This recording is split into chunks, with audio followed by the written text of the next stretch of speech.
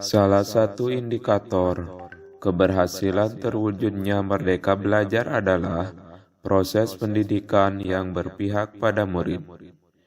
Filosof Ki Hajar Dewantara banyak dipakai dalam proses pendidikan di Indonesia. Pendidikan yang berpihak pada murid merupakan pendidikan yang menitik beratkan peserta didik sebagai prioritas utama yang harus dilayani. Setiap anak memiliki kemerdekaan untuk belajar sesuai dengan keinginan dan kemampuan alamiah yang terbentuk dalam diri anak.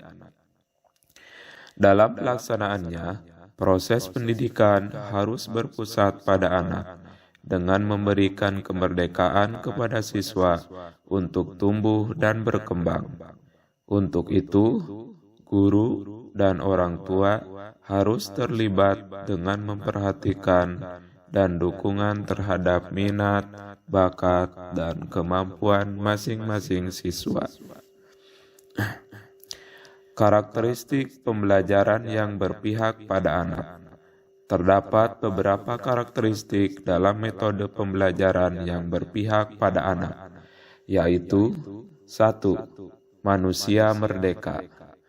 Tujuan utama dari pendidikan adalah agar anak selamat dan bahagia, baik sebagai individu maupun sosial. Menurut pemikiran Ki Hajar Dewantara adalah manusia merdeka, sehingga pendidikan harus berpihak pada murid, agar anak selamat dan bahagia, baik sebagai manusia maupun sebagai anggota masyarakat. Menurut Ki Hajar Dewantara, manusia merdeka merupakan manusia yang hidup tidak bergantung pada orang lain, baik secara lahir maupun batin, akan tetapi bersandar atas kepercayaannya sendiri atau kekuatannya sendiri. Dalam proses pembelajaran di kelas, anak harus belajar dengan bebas tanpa adanya suatu tekanan, tanpa takut disalahkan, bebas mengutarakan pendapat, serta bebas mengembangkan kreativitas. 2. Mengembangkan bakat dan minat siswa. Pendidikan yang berpihak pada anak adalah pendidikan yang memperhatikan minat, bakat, dan kemampuan yang dimiliki masing-masing anak. Bakat adalah kemampuan bawaan dari lahir, sedangkan minat terbentuk dalam proses tumbuh kembang anak. Bakat yang dimiliki anak tidak selalu berhubungan dengan akademis maupun kemampuan kognitif. Namun, bakat bisa jadi berhubungan dengan hal-hal yang bersifat sosial, seperti kemampuan berkomunikasi dan sebagainya. Dalam pembelajaran, guru melakukan asesmen diagnostik untuk dapat lebih mengenal karakteristik anak dan mengembangkannya potensi berdasarkan bakat dan minat anak. 3. Kodrat anak. Pendidikan yang berpihak pada murid merupakan pendidikan yang dielaborasi terkait kodrat alam dan kodrat zaman.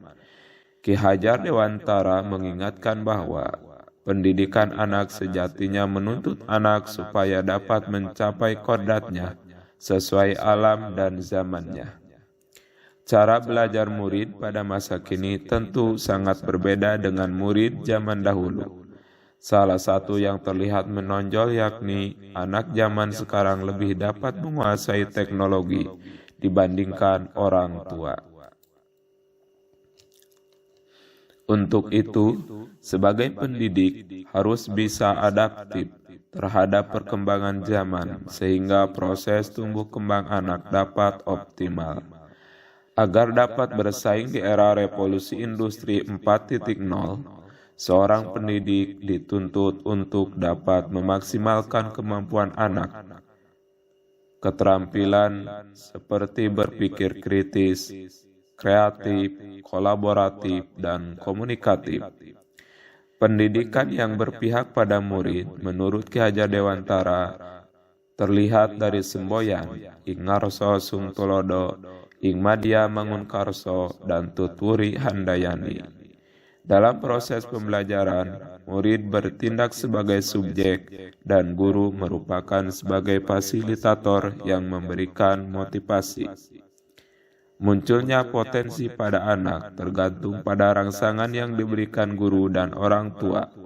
Oleh karena itu, dalam pendidikan anak, guru dan orang tua hendaknya selalu peduli dan menuntun dengan penuh kasih sayang.